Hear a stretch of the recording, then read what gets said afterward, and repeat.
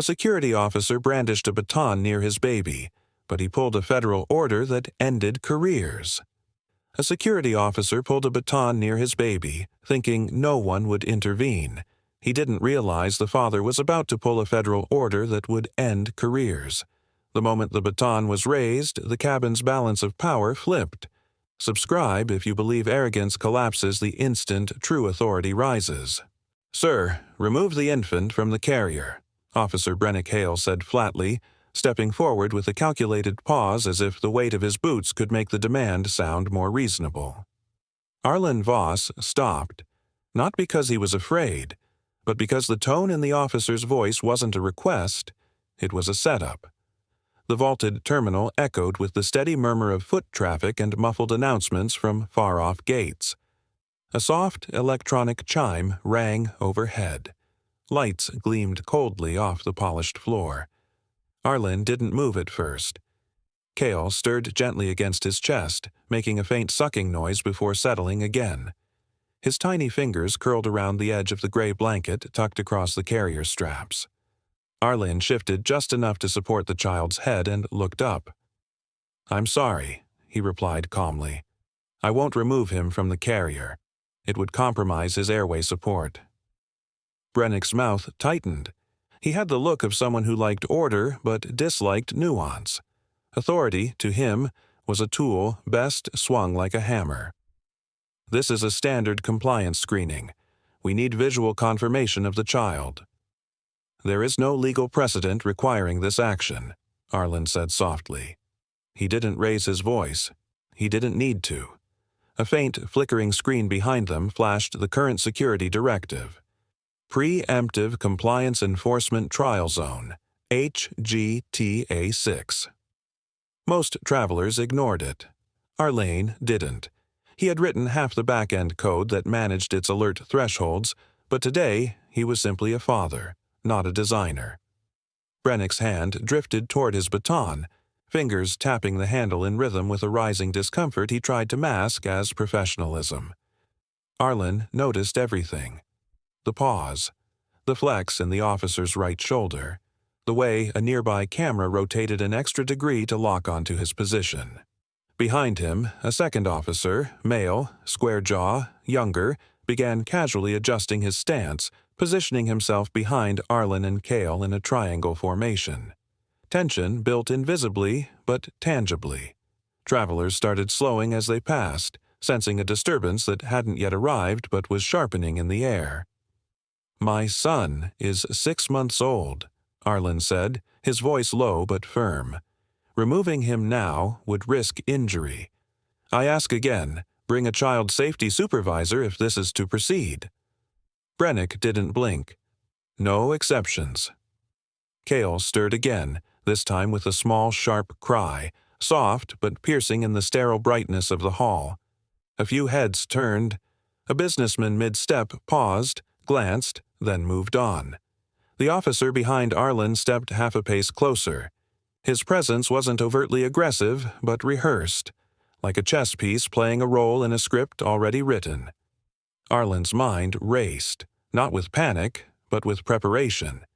He instinctively felt for the smooth edge of the data card in his pocket, unremarkable to the eye, but connected to a mesh network protocol embedded in the terminal's infrastructure.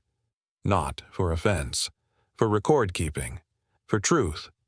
Still, he didn't move. "You're resisting," Brennick said, voice clipped. "No," Arlen said, eyes steady. "I'm protecting my child." Silence stretched between them. Not the peaceful kind, but the type that loaded itself like a spring, waiting to snap. Dramatic irony swelled in that moment.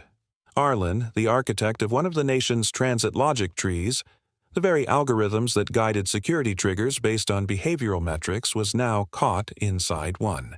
And the system didn't recognize its creator. It only recognized deviation. Cale's soft whimper turned into a light fuss. Arlen shifted gently, rubbing his son's back, murmuring, "Almost done, little one." The act was ordinary, but to the algorithm, too much motion. A soft mechanical chirp echoed from the officer's holster. A scanner lit up red. "Step aside and prepare for secondary screening," Brennick ordered, stepping closer, baton still sheathed but now angled forward. Arlen didn't move. "What's the flag?" Brennick didn't answer. From the periphery, Supervisor Corin Vey approached. Mid-40s, stern brow, arms folded behind his back in a posture too ceremonial to be accidental. He stopped a few steps away, observed, and gave Brennick the faintest nod. Permission granted. The baton lifted slightly. The crowd thinned instinctively. Nobody wanted to be too close. Not yet. Arlen's body moved fractionally, just enough to place his torso directly between the baton's arc and Cale's fragile head.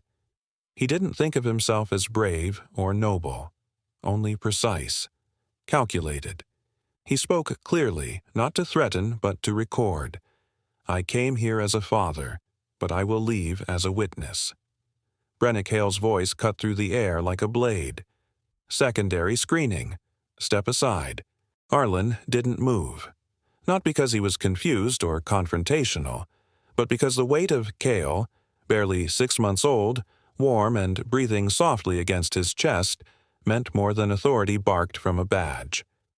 His eyes met Brennick's without defiance, only clarity.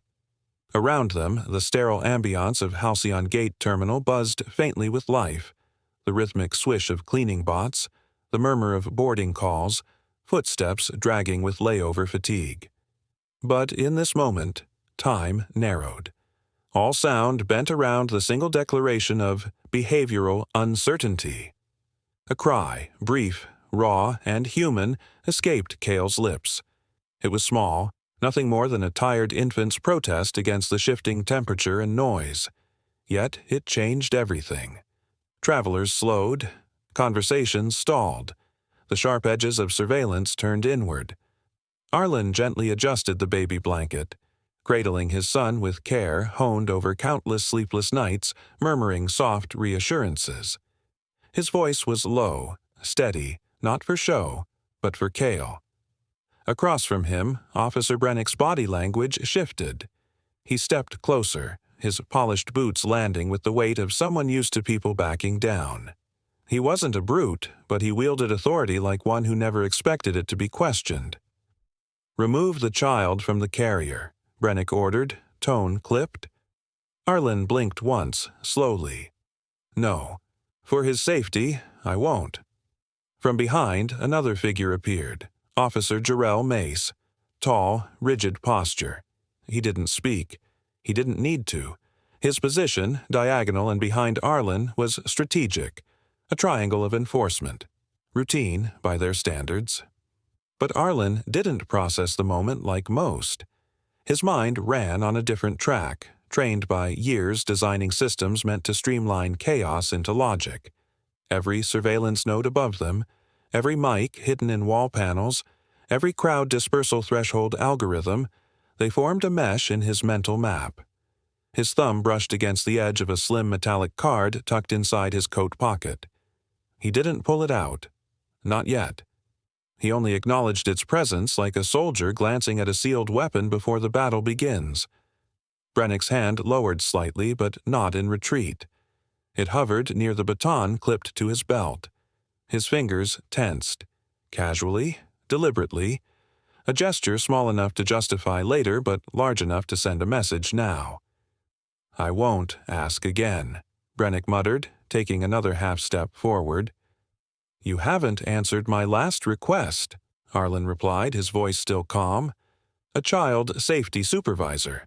That's protocol." Brennick ignored it. The baton shifted, an inch higher now. Not drawn, but displayed. Cale squirmed, his small hand curling near Arlen's chest. The warmth of that touch anchored him. He wasn't afraid. He was calculating. Every inch that baton rose narrowed the margin between misunderstanding and malpractice. Passengers nearby exchanged glances. One man pulled out his phone, hesitating. A woman stepped sideways, her eyes darting between Arlen and the uniformed pair. The crowd smelled imbalance, but instinct told them to stay uninvolved, the quiet complicity of modern travel. Inside Arlen's head, memories flickered, lines of code written under fluorescent lights, late-night debates about ethical flags, fail-safes buried in bureaucratic labyrinths. The system he helped create wasn't supposed to work like this, but now it stared him down with a face and a badge. "I am protecting my son," Arlen said, his hand gently bouncing Cale to ease the child's breathing. "Not resisting you." Brennick's jaw tightened. That's not how it looks. Dramatic irony coiled tighter, because Arlen had once personally authored the logic tree that informed Brennick's scanner. He knew the language. Non-compliance was a term far too easy to trigger, and right now the scanner was reading Arlen's calm posture, his reduced eye movement, and the auditory spike from Cale's cry as signs of tension. It would have flagged him. Of that, Arlen was certain. Jarrell remained silent. His eyes scanned the area, resting briefly on a ceiling node that blinked faintly red, unusual. He seemed to notice something but said nothing. Then came the quiet threat. The baton lifted higher. Brennick tilted it toward Arlen's left shoulder. No words this time, only the slow, deliberate gesture of control, the kind meant to coerce without consequence. But Arlen's body didn't flinch. Instead, he shifted his stance by 1 foot's width, angling himself slightly, forming a protective shield between Cale and any possible strike. Every muscle in his body tensed, not for attack, but for endurance. Around them, silence grew louder than sound. Even the nearby boarding call seemed distant. Arlen looked straight into Brennick's eyes. His expression was still, but layered, years of suppressed warnings and theoretical scenarios now coalescing into flesh-and-blood truth. He inhaled once, exhaled slower. "If that baton moves any closer," he said clearly, his voice slicing through the terminal's stillness, "this moment will be recorded far beyond this floor." "On your knees," Brennick said, his voice taut, hand tightening around the baton's grip. The echo of his words snapped through the sterile terminal air like a metal crack against concrete. He didn't shout, but the authority in his tone was sharp enough to pull nearby heads out of casual travel days. Several onlookers slowed their steps. A father, cradling a child, had just been commanded to kneel. Arlen did not move. He stood motionless, his 6-month-old son, Cale, resting against his chest, the gentle rise and fall of the infant's breath pressing faintly through the baby wrap. His eyes locked with Brennick's, calm but unblinking, the stillness of a man who had already calculated every possible outcome. Internally, his thoughts had shifted. Escape was no longer the goal. Documentation was. With a subtle tilt of his thumb, Arlen pressed into the side of his jacket pocket. A soft click confirmed the activation of the data card, its silent sync now pulsing through the mesh of public surveillance nodes in the terminal. He'd designed that system years ago, never thinking he'd become the one needing its protection. Overhead, hidden among the industrial lighting panels, faint green indicator lights flickered in sequence, each one confirming camera override and secure feed linkage. No one noticed. Brennick took a step forward. "I said, kneel," he repeated. The baton lifted slightly, no longer a tool of policy but of dominance. His stance was squared, right leg forward, ready to strike, not for safety, not for protocol, but to correct what he perceived as defiance. "No," Arlen said, his voice low but firm. "There's an infant on my chest. Kneeling would risk his airway." His words were deliberate, anchored in calm. The words were chosen not to inflame, but to record. His voice would now be traceable in the terminal's synced logs, every syllable a stone in the wall he was building around the truth. Jarrell Mace, the second officer, shifted slightly to Arlen's right. Unlike Brennick, his face carried tension, not aggression. He glanced up at the flickering lights, then down again, blinking as if something unspoken had just occurred to him. He didn't speak, but he didn't step in either. From the distance, a security supervisor in a charcoal gray jacket approached, but slowed before entering the scene. Corin Vey. He scanned the tableau for 2 seconds longer than necessary, then nodded faintly at Brennick before turning away, an act of subtle permission disguised as procedural deference. The baton rose higher. Nearby, the hum of conveyor belts and intercom announcements faded beneath the growing silence of the crowd. Arlene heard it, not quiet from absence, but quiet from judgment. The kind of silence where everyone knows something wrong is happening, but no one is ready to be the first to interfere. Cale stirred faintly, a soft whimper against his father's chest.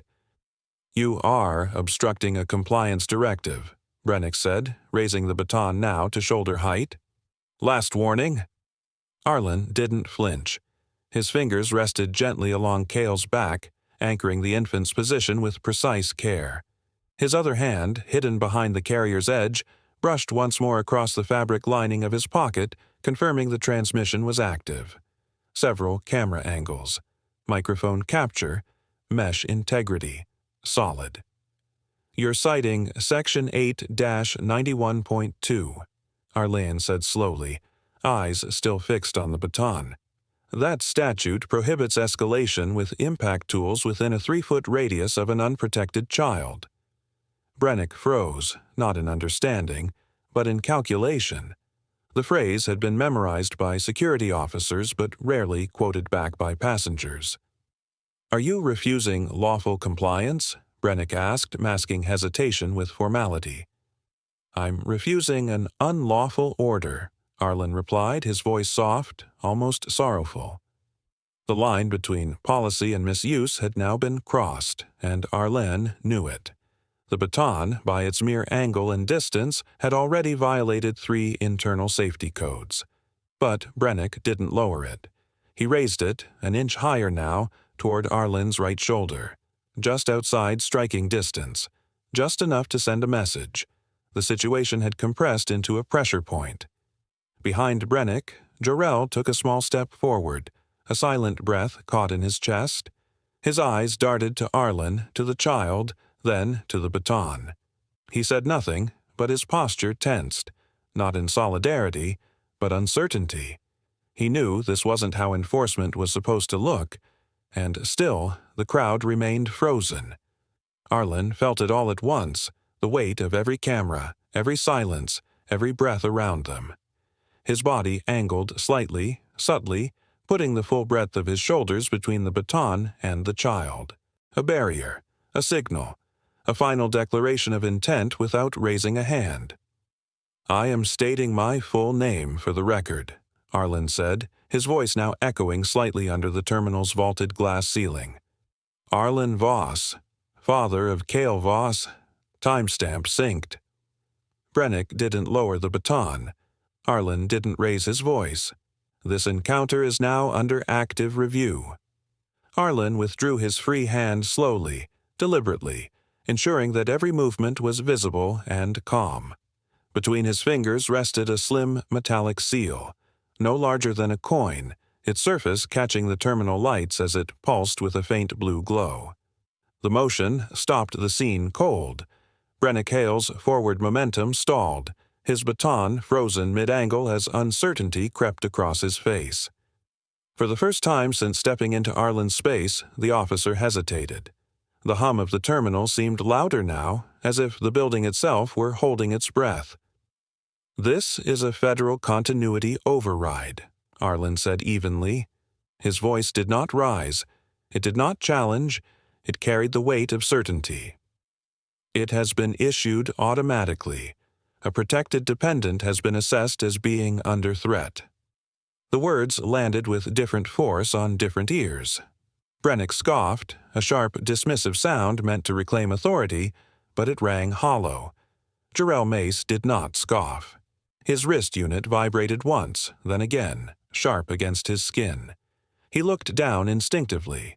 Color drained from his face as a priority alert scrolled across the display. His jaw tightened and his eyes lifted slowly toward the ceiling monitors. Around them, screens flickered. Not advertisements, not flight schedules. For less than a second, a symbol appeared. Precise, geometric, unmistakable to those trained to recognize it. A blue triangle enclosed within a silver ring. It vanished almost immediately, but the damage was done. Supervisors across the terminal received simultaneous alerts, their devices chiming in restrained, urgent tones. Somewhere beyond the glass walls, internal systems shifted states. Brennick's grip loosened. The baton lowered by inches, though his posture remained rigid, caught between denial and fear.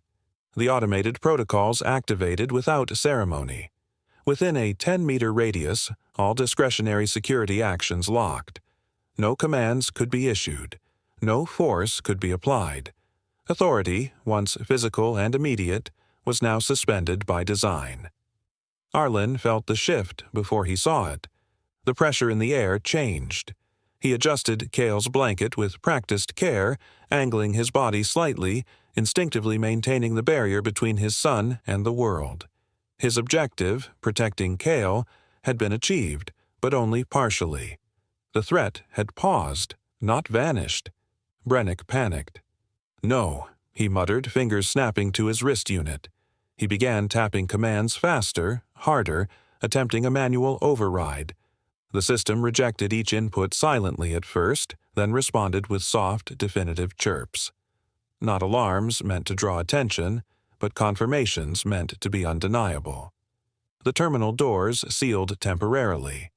Elsewhere, compliance officers were notified, their routes recalculated away from the locked zone. Brennick's breathing grew shallow. His authority was unraveling in real time, stripped not by confrontation, but by consequence. He did not yet understand how far it would go, how deeply the record was already being written. Arlen took a step back. He did not lecture. He did not explain. There was no satisfaction in his expression, only exhaustion and resolve. Years of preparation met their moment of purpose as every safeguard he had designed activated exactly as intended. The system had not been built to punish. It had been built to prevent moments like this from becoming tragedies.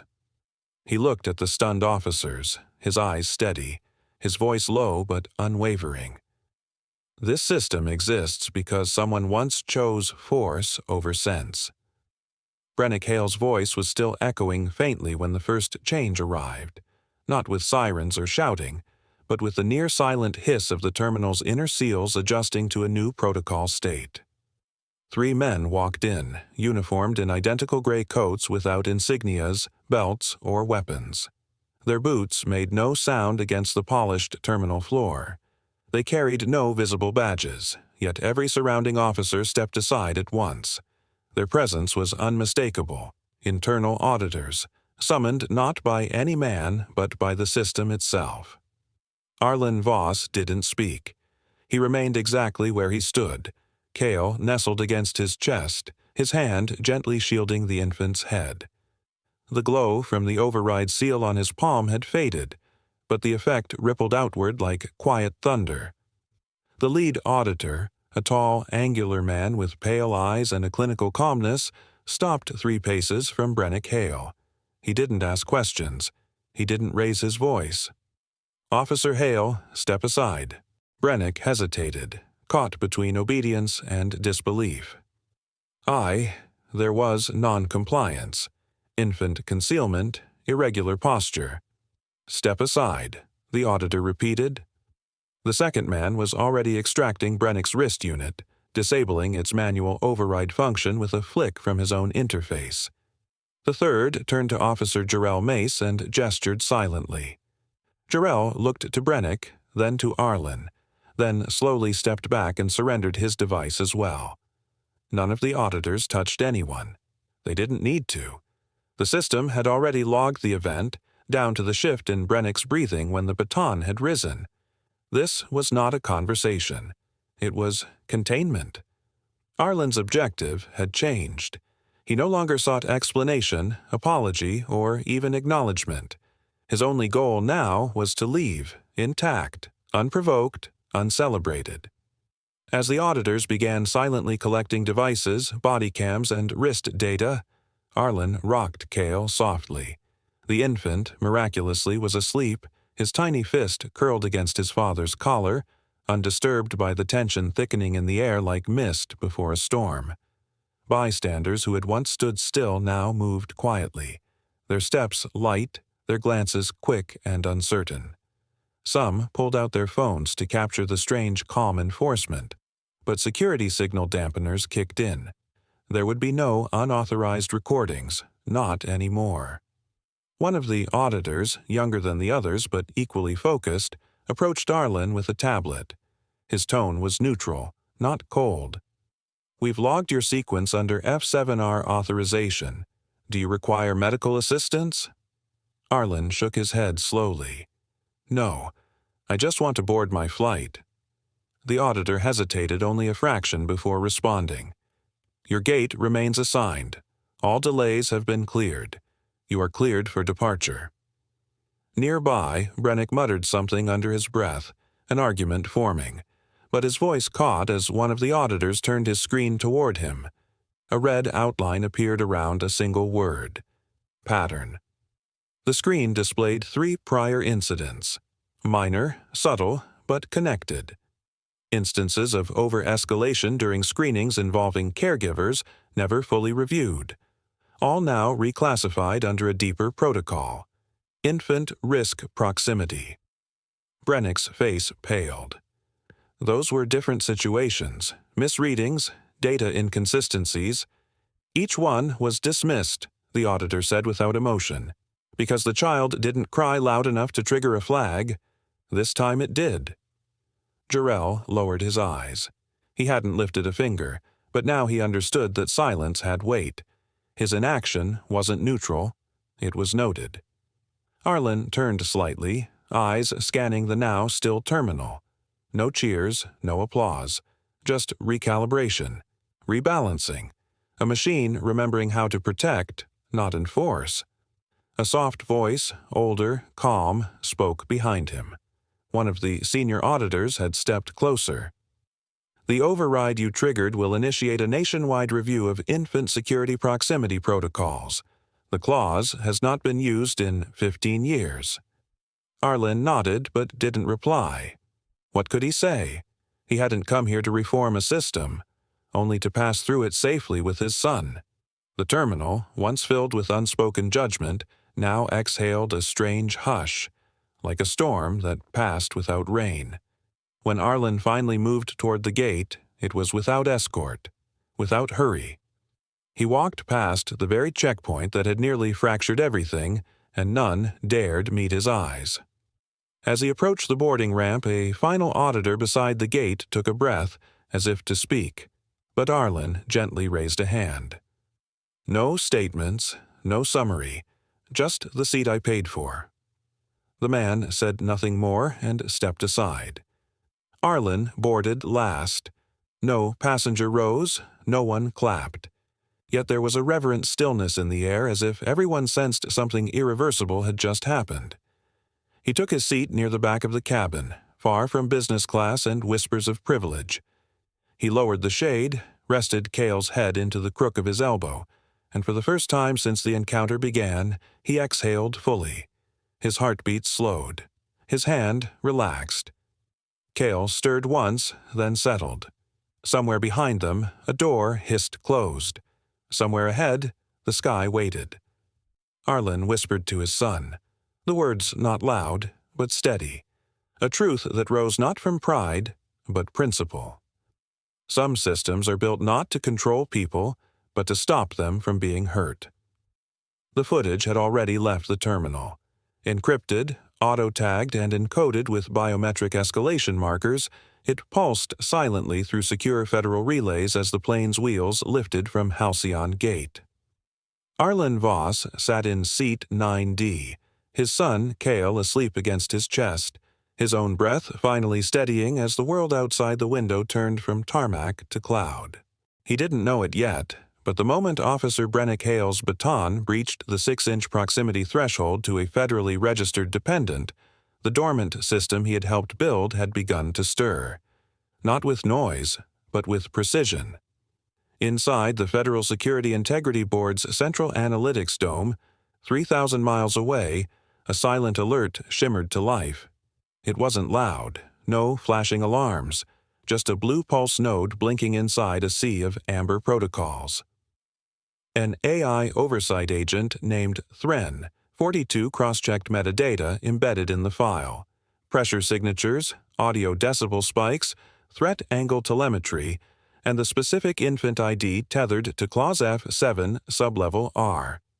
In under 90 seconds, it verified an active breach. Within 5 minutes, 3 security hubs in different states were queued for silent audit. No knock, no sirens, just a wave of review already in motion. On the plane, Arlen adjusted the baby's blanket, unaware that his action had already changed policy trajectories in places he hadn't stepped foot in. His mind stayed silent, like a sealed vault. He wasn't proud of what happened, only relieved. But beneath that relief, something more complex brewed. A kind of tremor in the systems he once believed were inert. Now, they weren't. Meanwhile, far below that cruising altitude, Brennick Hale sat alone in a white-walled holding chamber marked Internal Compliance, Tier 2. His belt and wrist unit had been confiscated. No weapon, no watch. Just a tablet blinking red with one word across the screen. Suspension. As he scrolled, his jaw locked tight. The notice wasn't just about the Baton incident. Archived footage began loading, video clips he thought had been erased, buried in routine purges. There he was again, at other terminals, other passengers, the same posture, the same hand twitching toward the Baton. He exhaled sharply and muttered, "They're dredging everything." Jarrell Mace, in a separate chamber, paced in silence. He hadn't drawn a baton, hadn't said a word out of line. But that was exactly the issue. He hadn't said anything at all. Inaction was no longer neutral. The system's lens now saw omissions as active risk. A soft ping on the wall brought up a text-only advisory. Failure to intervene during threat convergence detected. Disciplinary review pending. Do not leave the room. The silence felt heavier now. Back in the sky, Arlen's eyes remained on the horizon. Not the clouds, beyond them. A mental horizon, where logic met consequence. He thought about the hearing he was flying toward, about the city that awaited his testimony, about the men who had once laughed when he suggested protective redundancy layers that could act without human command. Too paranoid, they'd said. Too reactive. But Clause F7 hadn't been reactive. It had been patient, buried deep, sleeping, and now awake.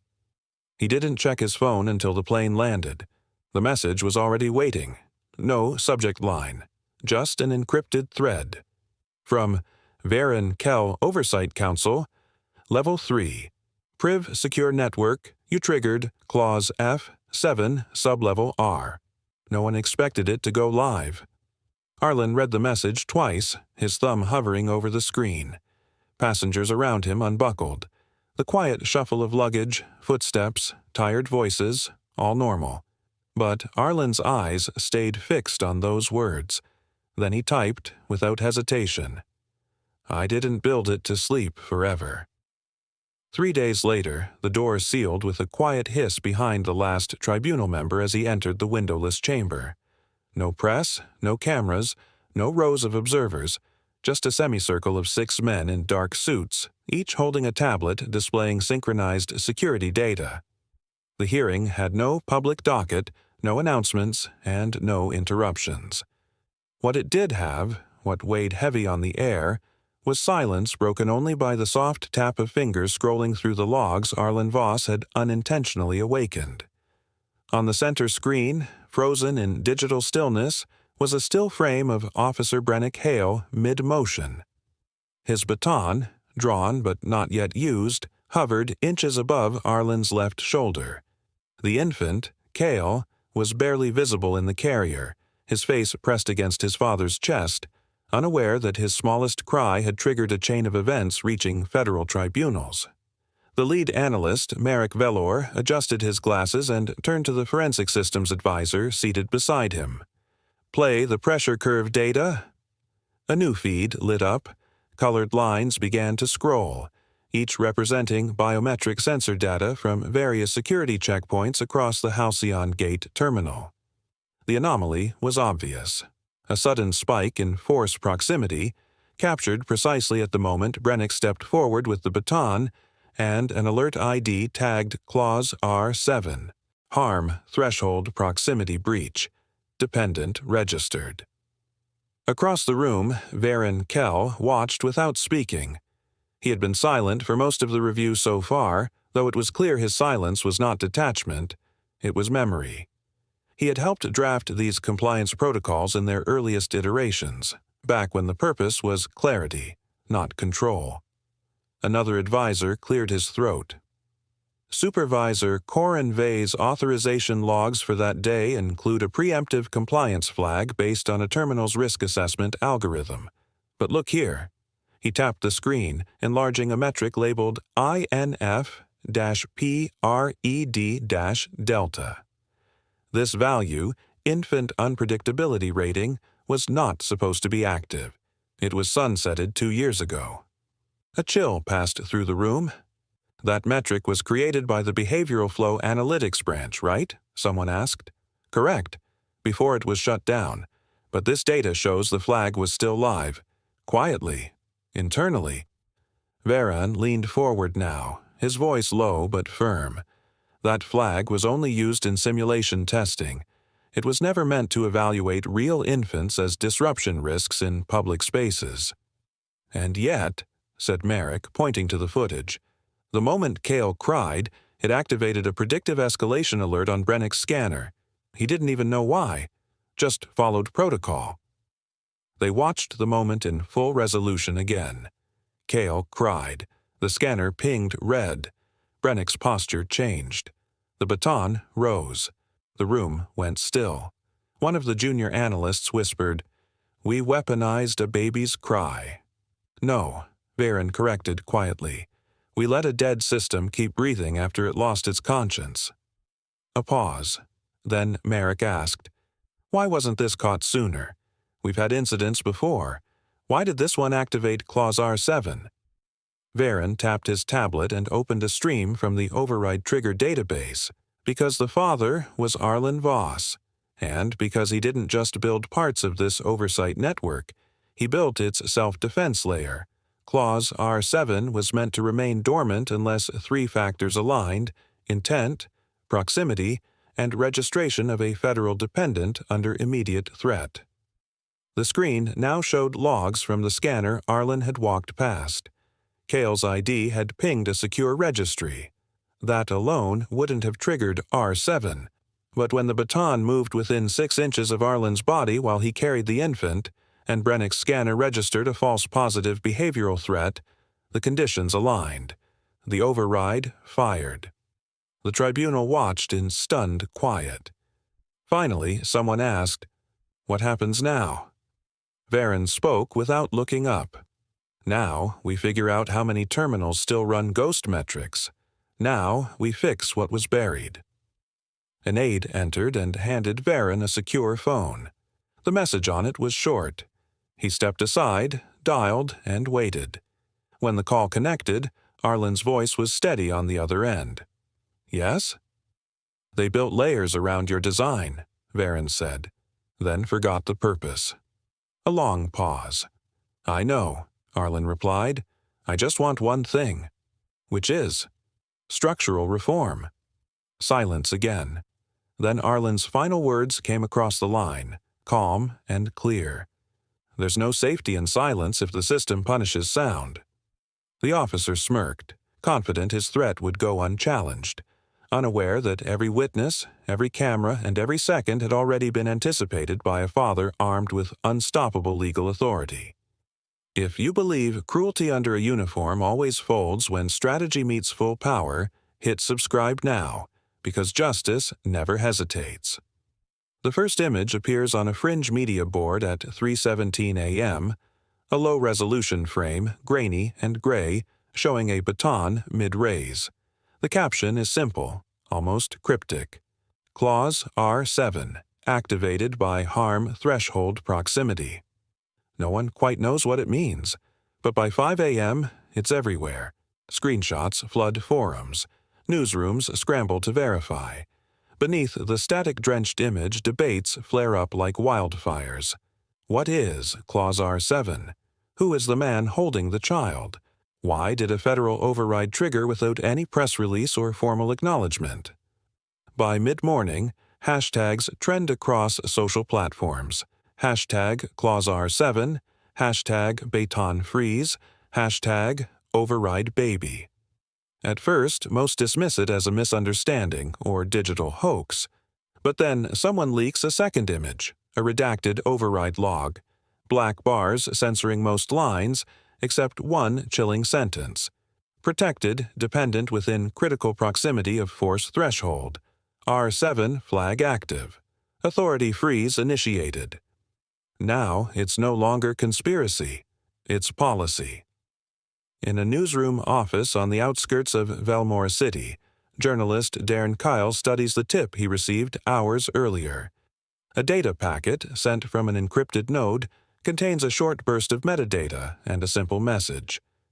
This was never meant to sleep forever. Darren's fingers hover over the keyboard, instinct racing ahead of caution.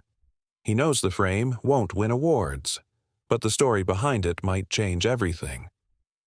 The government's initial silence only deepens the mystery. That evening, a scheduled tribunal hearing releases an unexpected report. 3 prior incidents involving infants flagged by predictive escalation algorithms, none of which triggered R7. The press seizes on it. Why now? What made this child different?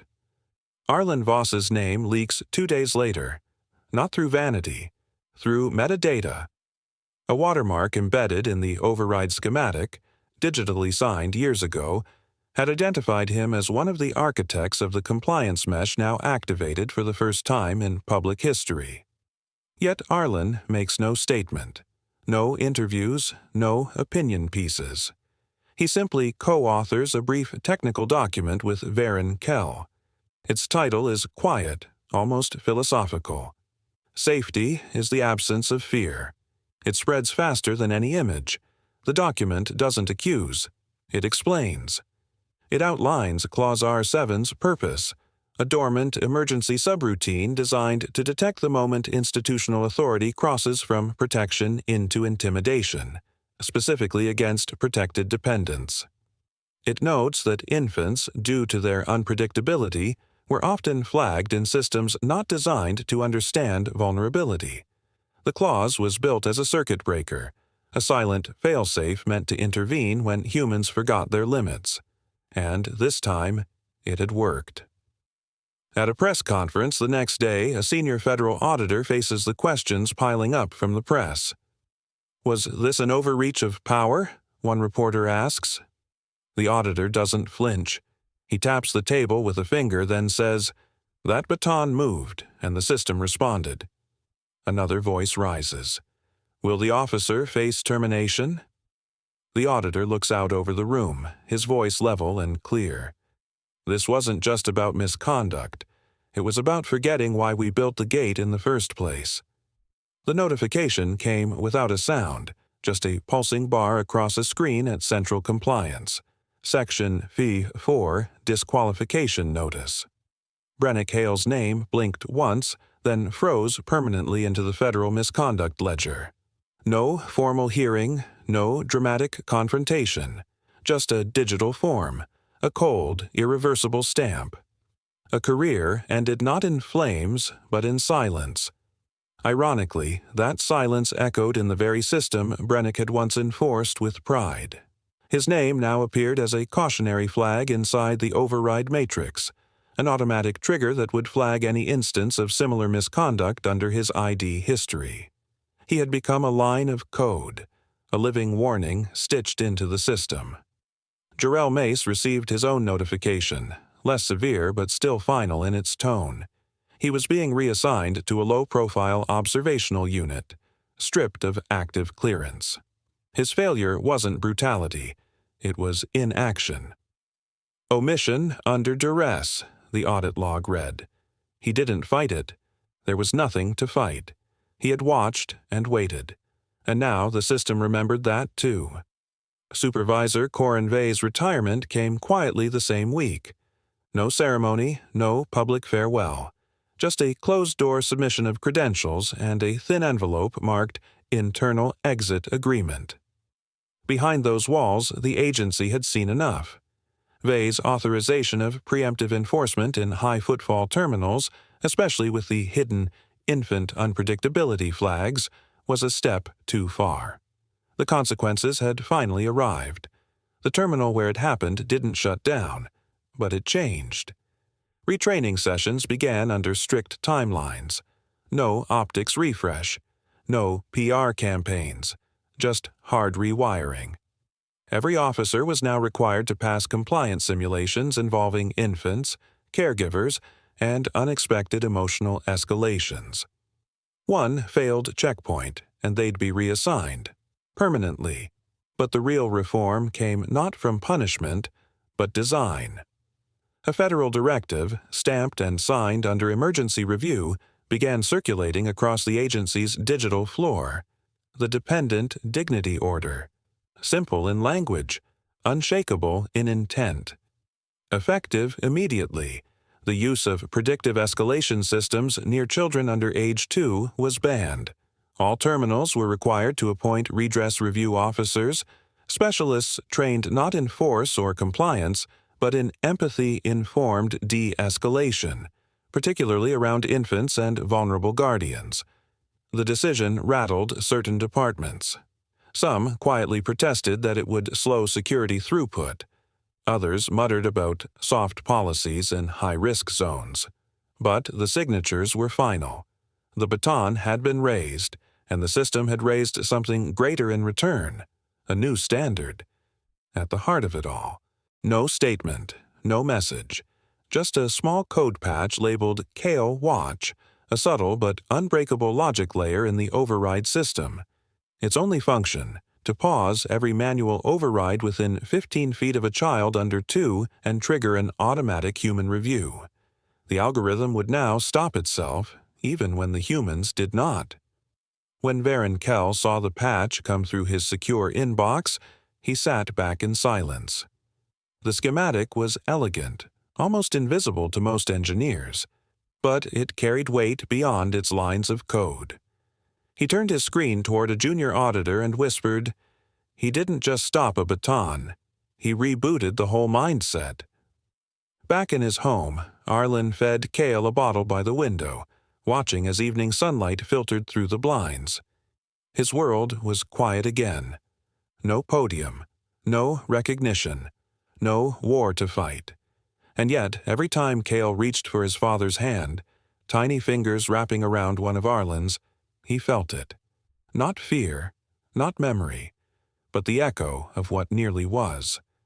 The baton had never touched him, but it had touched everything else. The baton never touched him, but it touched everything else. The sign shimmered faintly under the terminal lights, a blue triangle enclosed in a silver ring, simple in design, unmistakable in meaning.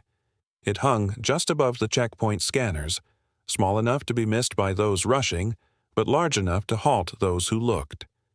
A child's cry echoed faintly in the background as a traveler adjusted an infant carrier. No alarm sounded, no confrontation erupted.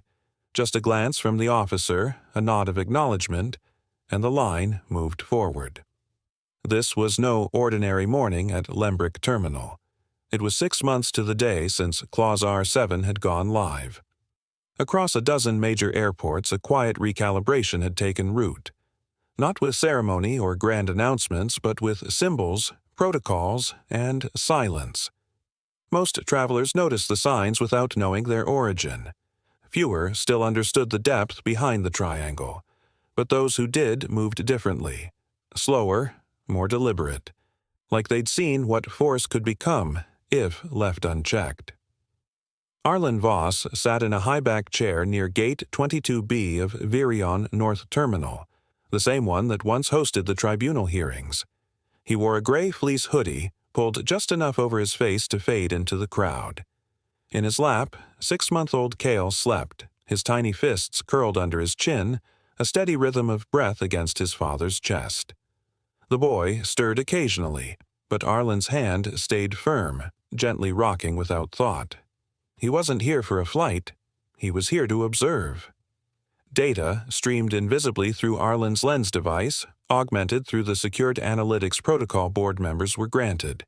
He tapped through 3 dashboards with subtle eye movements: crowd behavior, response times, override latency.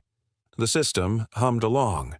No triggers, no escalation points. The world, at least for this hour, was holding. A voice cracked over the intercom. "Final boarding for Gate 17A." The tone was robotic, emotionless, but Arlen heard something deeper: routine, not reaction. For a system builder, routine was sacred.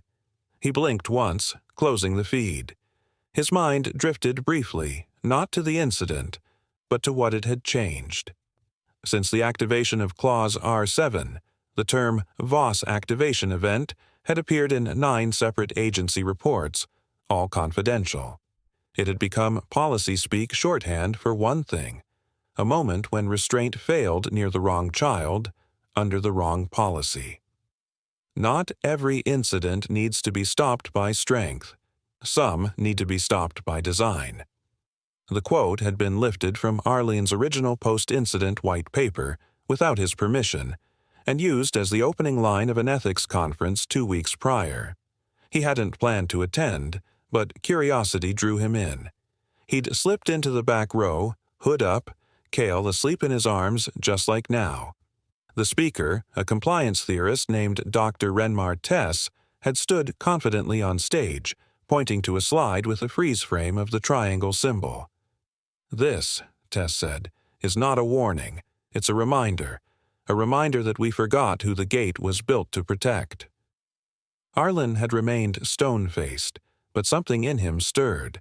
Not pride, not revenge, something simpler: completion. Now, in the present, a low rustle of voices nearby broke his reflection.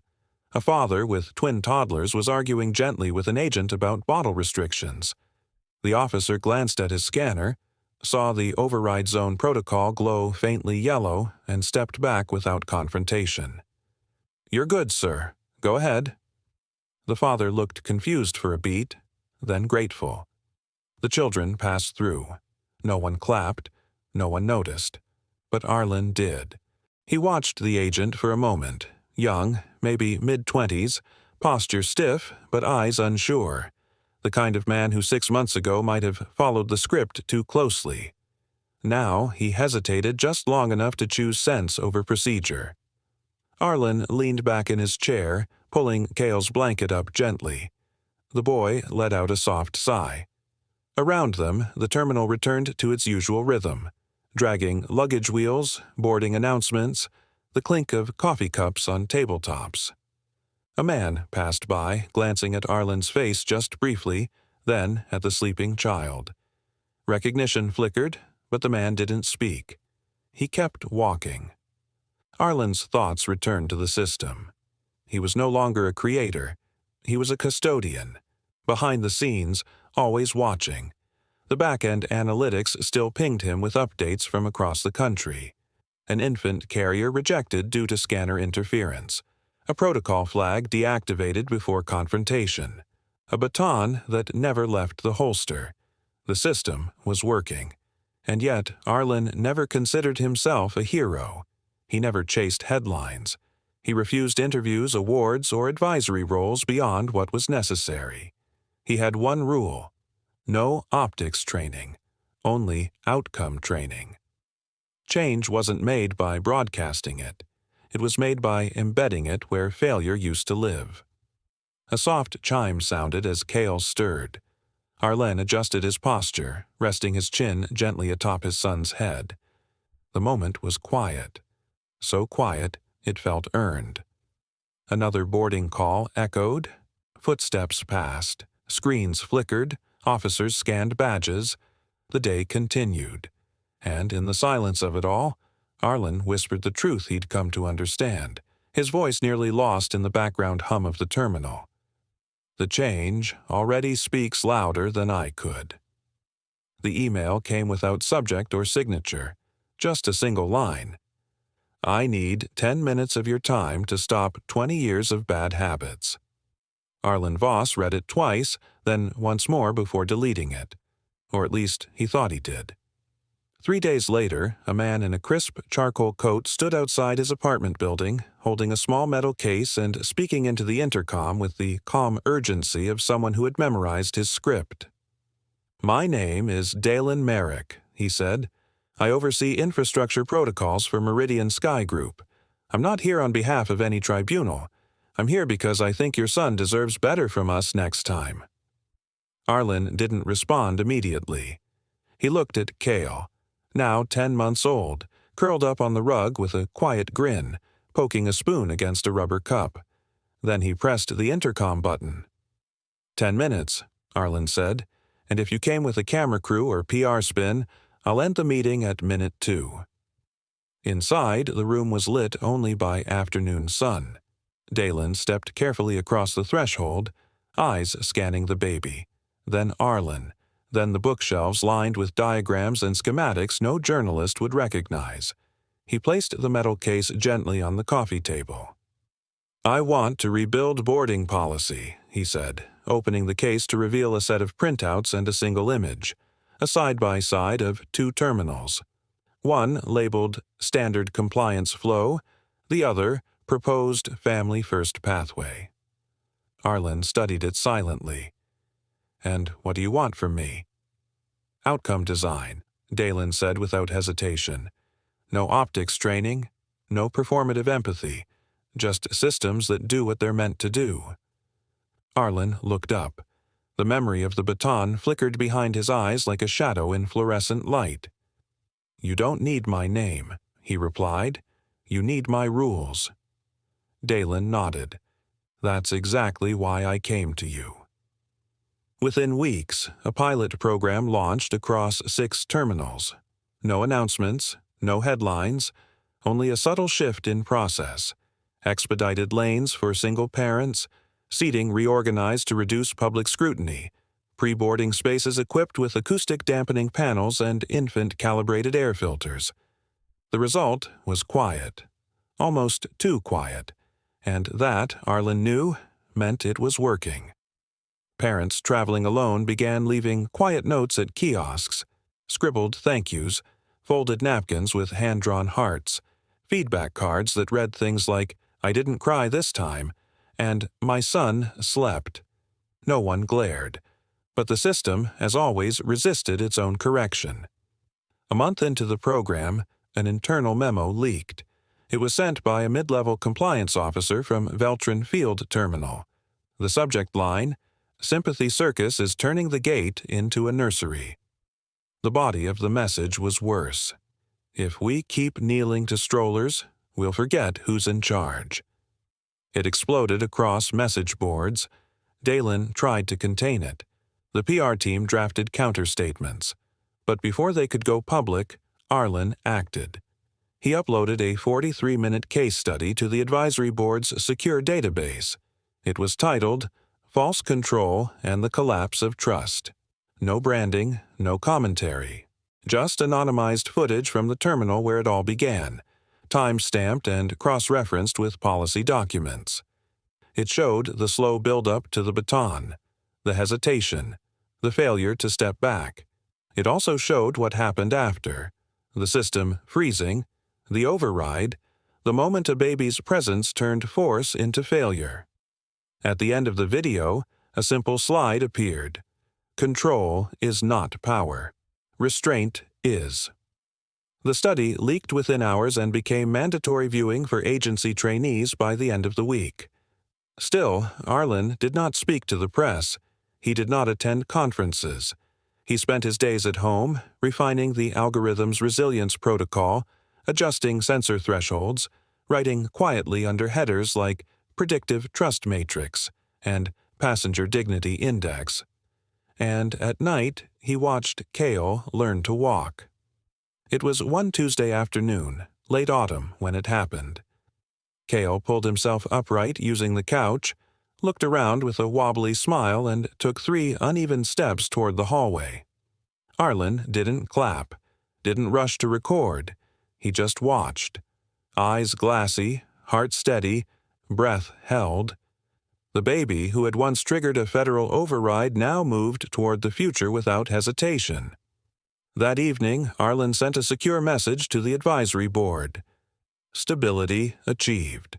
Threat response no longer reactive, now anticipatory. And beneath it, one final line that meant more than any policy, more than any protocol ever could. He walks because we stopped watching only the grown-ups. The wind was still as they unveiled the plaque. No ceremony music, no flags, no cameras. Just the soft hiss of automated doors closing behind the small group of men standing in a half-circle near Checkpoint B of Halcyon Gate Terminal. The air smelled faintly of polished steel and citrus disinfectant, yet beneath it hung something older: memory, tension, accountability. It had been exactly 1 year since the Baton had risen here. 1 year since a child's safety had triggered a system no one thought would ever activate. The plaque was matte steel, unpolished, embedded into the security barrier that once stood as a silent threat. Now it bore a simple inscription. Here, the system remembered its purpose.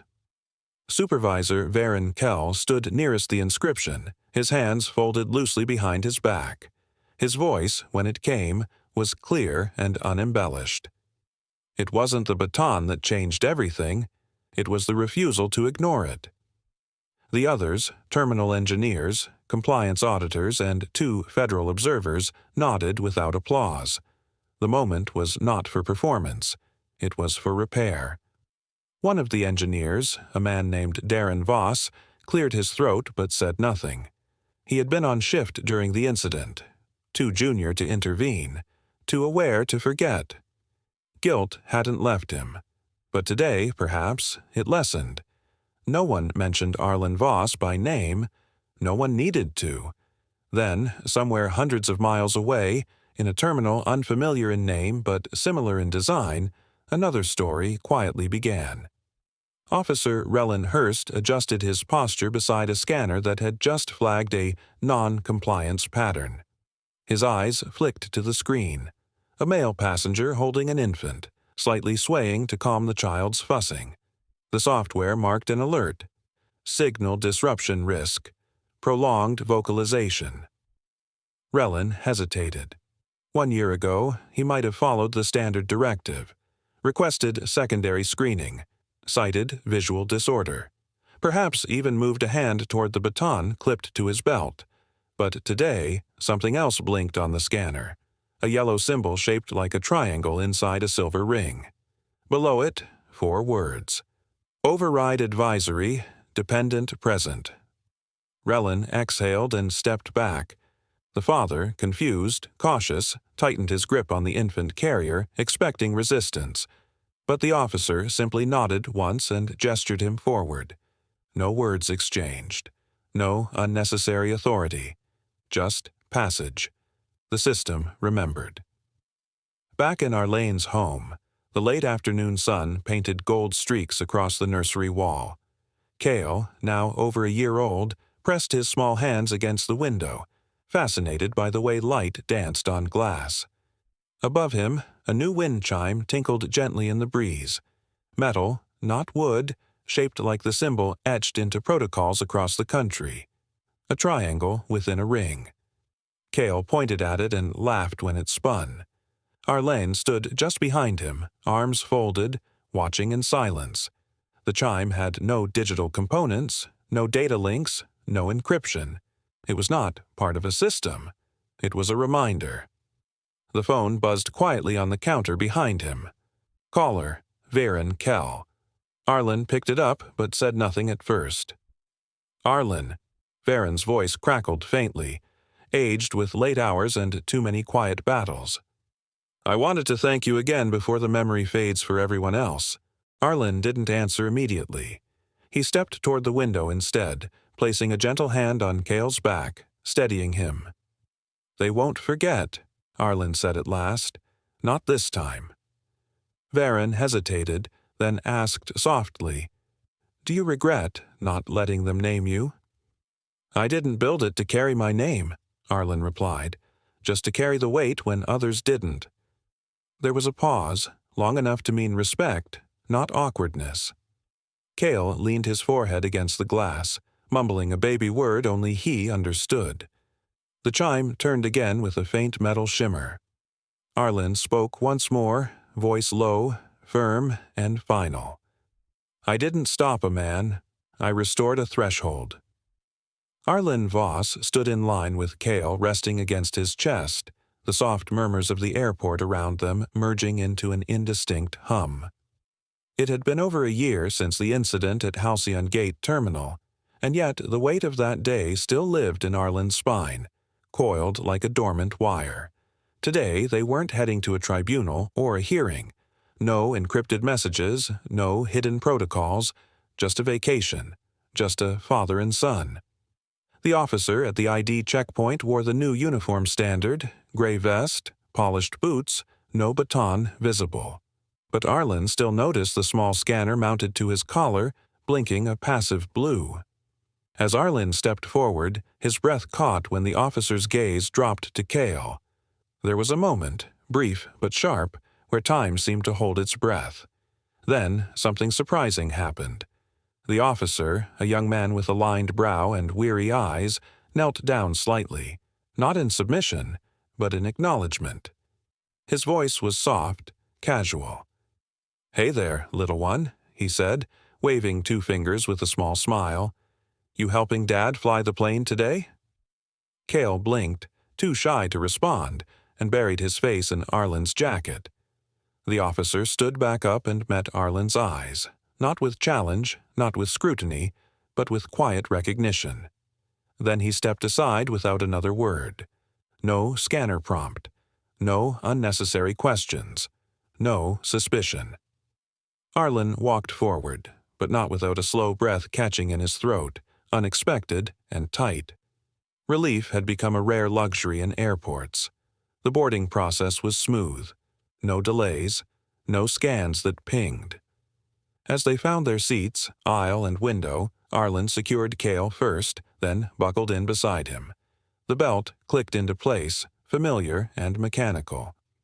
Cale looked out the window, eyes wide at the movement of the tarmac. Across the aisle, a man in his 30s shifted in his seat, leaned close to his companion and whispered, "That's the guy, I think. The one from the override case." Arlen heard it, but didn't flinch.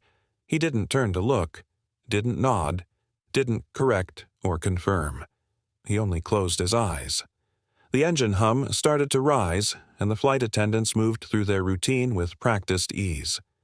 Cale's small hand wrapped around Arlen's finger, a silent grip of trust, of presence. The quiet around them was no longer filled with tension or held breath. It was gentle, unpressured, earned. And for the first time since that day, Arlen allowed himself to believe that maybe, just maybe, the system wasn't just responding anymore, it was remembering. He whispered to himself, eyes still closed, his voice barely audible over the cabin's quiet ascent. "The system works," Arlen whispered, "because we remembered who it's supposed to protect." Seconds later, the federal order was executed, the officer frozen in disbelief, and careers ended instantly as accountability was enforced. If you believe real authority acts decisively, with precision, foresight, and unyielding force, subscribe now, because justice always lands first. Disclaimer: the story you just watched is fictional. It explores abuse of authority, negligence, and the power of legal accountability. Its purpose is to raise awareness, inspire empathy, and encourage reflection on justice, responsibility, and protecting the vulnerable.